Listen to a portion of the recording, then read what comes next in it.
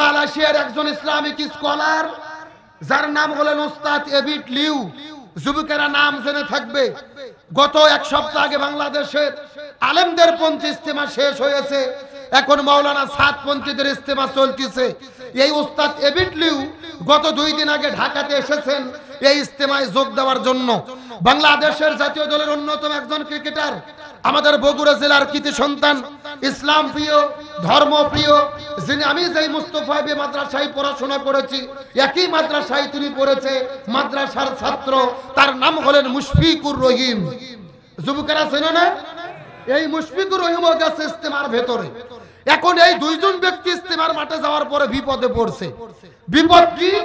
এরা 2 জন ইজতেমা যাওয়ার পরে আলেমদের পন্থী যারা ইজতেমা করে এসেছে এক সপ্তাহ আগে, এরা বলতেছে ওরা ইজতেমায় যাবে ভালো কথা, ওই মূর্খদের ইজতেমায় কেন গেল, আমাদেরটা কেন আসলো না? কথা কি বোঝেন নাই? এখন ওই মালয়েশিয়ার ওস্তাদ এবিট লিউ ও তো আর জানে না বাংলাদেশের কোন গ্রুপের কোন ইজতেমা। কথা কর না কেন? বাংলাদেশে ইজতেমা যে 2 গ্রুপ, এটাকে পৃথিবীর লোক জানে নাকি? অত ভালো জানে না। মুশফিকুর রহিম সেও তো এত জানে না। এসে গত সপ্তাহে সিলেটে ছিল, যেতে পারেনি, এখন ঢাকাতে আছে, চলে গেছে। সাধারণ মানুষ ইজতেমায় যাইয়া বিপদে পড়তেছে যে কোন ইজতেমায় যাব, আগের সপ্তাহ নাকি পরের সপ্তাহ। এই সূরাটির নাম হলো সূরা মায়দা। সূরা বলেন নাম কি? সূরা মায়দার 67 নম্বর আয়াতে কারিমা লক্ষ্য করুন।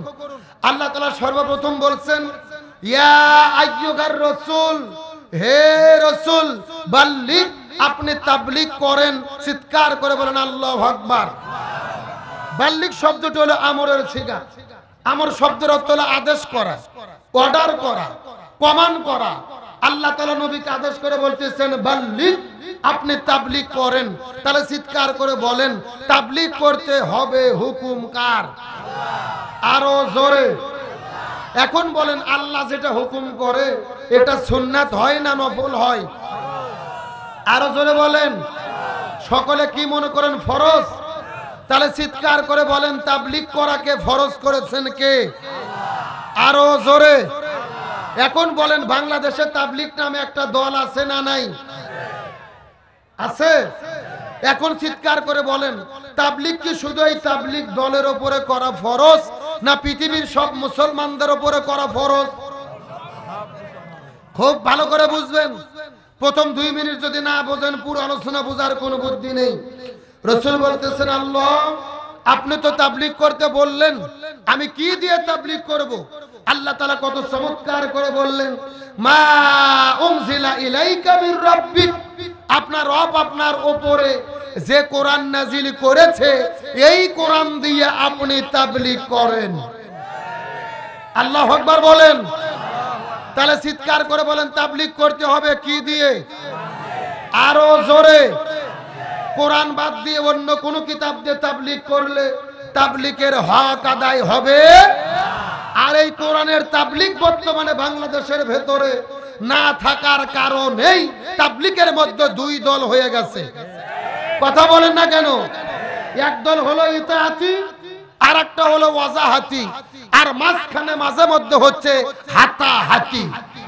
কথা কর না কা?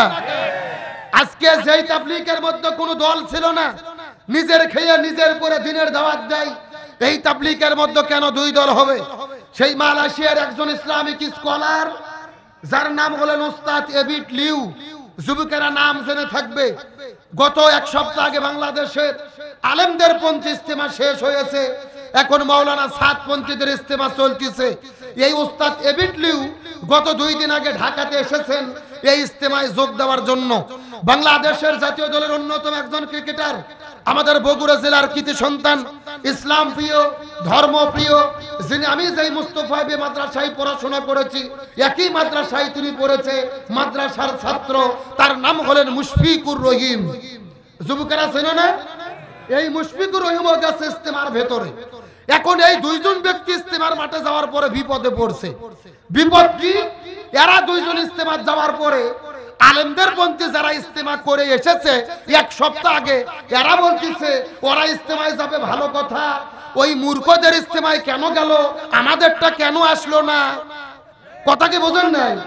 এখন ওই মালয়েশিয়ার ওস্তাদ এবিট লিউ ও তো আর জানে না বাংলাদেশের কোন গ্রুপের কোন ইস্তেমা।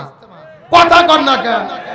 বাংলাদেশে ইস্তেমা যে 2 গ্রুপ, এটাকে পৃথিবীর লোক জানে নাকি? অত ভালো জানে না। মুশফিকুর রহিম সেও তো এত জানে না। সে গত সপ্তাহে সিলেটে ছিল, যেতে পারেনি, এখন ঢাকাতে আছে, চলে গেছে। সাধারণ মানুষ ইস্তেমায় যাইয়ে বিপদে পড়তিছে যে কোন ইস্তেমায় যাব, আগের সপ্তাহ নাকি পরের সপ্তাহ। কথা বল না কে? এখন আসেন, এই ঘটনা বলার উদ্দেশ্য কি? উদ্দেশ্য একটাই, এই দলাদলি মতভেদ বিভ্রান্ত থাকতো না যদি তাবলীগটা সরাসরি কোরআন দিয়ে হতো। কথা বলে না কেন? বাংলাদেশে যে তাবলীগ চলতেছে, এই তাবলীগের মূল কিতাব হলো ফাজাইল আমাল। এই কিতাব লিখেছেন মাওলানা সাদ কান্দলবি। তার সেই কিতাব অনুযায়ী তাবলীগ চলে। আমি বলবো না তার কিতাব খারাপ, কোরআন হাদিস গবেষণা করেই লিখেছে। তবে যেহেতু ব্যক্তি লিখেছে, তার ভেতরে 2-1টা ভুল থাকার সম্ভাবনা। আরে ভাই, আল্লাহ তো বলছে তাবলীগ করবা কি দিয়ে? আরো জোরে বলেন। অনেকে মনে করে আমরা তাবলীগের বিরুদ্ধে না। তাবলীগের বিরুদ্ধে কোনো মুসলমান হতে পারে না। তাবলীগ শুধু জায়েজ নয়, তাবলীগ করা মুসলমানদের জন্য ফরজে আইন। জোরে বলেন, তাবলীগ করা কি ফরজ? কিন্তু সেই তাবলীগ কিসের তাবলীগ? আরো জোরে বলেন। কিন্তু বাংলাদেশের আলে হাদিসের কিছু শায়েখ আছে, এরা আবার ডাইরেক্ট ইস্তেমাকে বলে হারাম, বিদআত, ওখানে যাওয়া যাবে না। আমি এর পক্ষে না। আমি ডাইরেক্ট হারামও বলবো না, বিদআতও বলবো না, ওটাকে মুস্তাহাব বলবো। যেহেতু কোরআন হাদিসের আলোচনা হয়, জিকির হয়, ওখানে গেলে সওয়াব আছে, না গেলে গুনাহ। তবে আবার অনেকে কিন্তু ওইটি আবিগ হয়ে বলে ফেলে যে ইস্তেমায় গেলে হজের সওয়াব পাওয়া যাবে। নাউযুবিল্লাহ কোন? আরে ভাই, ইস্তেমায় যতই ফজিলত হোক, হজের সাথে কি তুলনা করা যাবে? এগুলো হলো মূর্খতা, জাহিলিয়াত ছাড়া আর কিছু হতে পারে না। সুতরাং আসেন, বিভ্রান্ত হবেন না। আমি তাবলীগের বিরোধী নই, অবশ্যই তাবলীগের পক্ষে, তবে আলেমদের তাবলীগের পক্ষে যারা কোরআনের পক্ষে। এখন আসেন, গভীর মনোযোগ। আল্লাহ তাআলা এর পরে কত মারাত্মক কথা বলেছে লক্ষ্য করুন। আল্লাহ তাআলা বলতেছেন, ওয়া ইল্লাম তাফআল ফামা বাল্লাগতা রিসালাতাহু। হে রাসূল, আপনি খুব ভালো করে জেনে রাখুন, আপনি নবী যদি কোরআন দিয়ে তাবলীগ না করেন, আপনি নবী রিসালাতের দায়িত্বই পালন করলেন না। কতটা মারাত্মক কথা চিন্তা করে দেখেছেন? স্বয়ং আমাদের নবীও যদি কোরআন দিয়ে তাবলীগ না করত, রিসালাতের দায়িত্ব পালন হতো। আল্লাহু ইয়াসিমুকা মিনান নাস।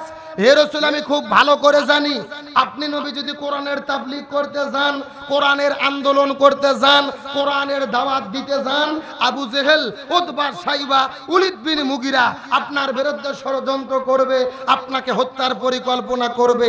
হে রাসূল, আপনি জেনে রাখুন, আপনি নবী কোরআনের তাবলীগ করতে গিয়ে যদি বিপদে পড়েন, আমি আল্লাহ আপনাকে সাহায্য করব।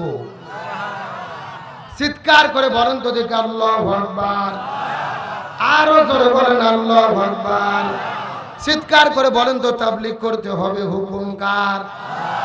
আরো জোরে বলেন কার? তাবলীগটা করতে হবে কি দিয়ে? আরো জোরে বলেন কি দিয়ে? আর তাবলীগ করতে গিয়ে বিপদের মধ্যে পড়লে কে সাহায্য করবে? মুসলমান, গভীর মনোযোগ।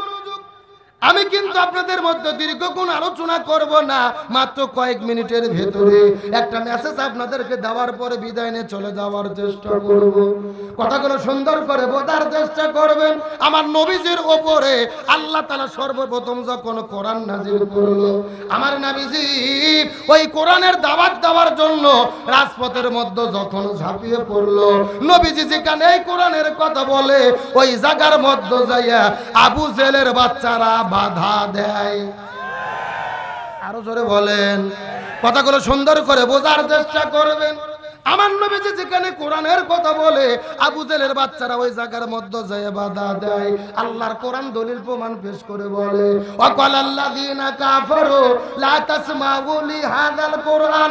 নবী যেখানে কোরআনের কথা বলে, আবু জেহেল ওই জায়গার মধ্যে হট্টগোল তৈরি করে। এখন আমি আপনাদেরকে জিজ্ঞাসা করি, বলেন তো দেখি, ও বাংলার মুসলমানরা, আজকেও বাংলাদেশের ভেতরে কোরআনের কথা বলতে গেলে মাঝে মধ্যে বাধা আছে না নাই? আরো জোরে বলেন। আমার কথা সোজা। সেই সময় নবীজি কোরআনের কথা বলেছে, আবু জেলের বাচ্চারা ওই জায়গার মধ্যে যে বাধা দিয়েছে, আজকেও বাংলাদেশের ভেতরে যারা কোরআনের মাহফিলে বাধা দেয় এরাই হলো ডিজিটাল আবু জেল। আরো জোরে বলেন। এরকম লোক তো বাংলাদেশে নাই, অন্তত ঝিনাইদহ জেলার নাই।